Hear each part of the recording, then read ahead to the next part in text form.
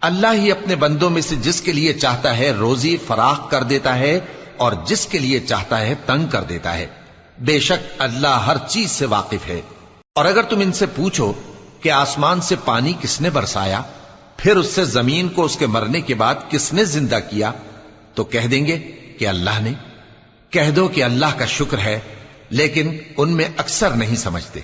اور یہ دنیا کی زندگی تو صرف کھیل اور تماشا ہے، اور ہمیشہ کی زندگی کا مقام تو آخرت کا گھر ہے۔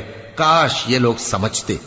پھر جب یہ کشتی میں سوار ہوتے ہیں تو اللہ کو پکارتے، خالص کرتے ہوئے اسی کے لیے اطاعت کو، لیکن جب وہ ان کو نجات دے کر خشکی پر پہنچا دیتا ہے تو جھٹ شرک کرنے لگ جاتے ہیں، تاکہ جو ہم نے ان کو بخشا ہے اس کی ناشکری کریں اور فائدہ اٹھائیں۔ سو خیر ان قریب ان کو معلوم ہو جائے گا۔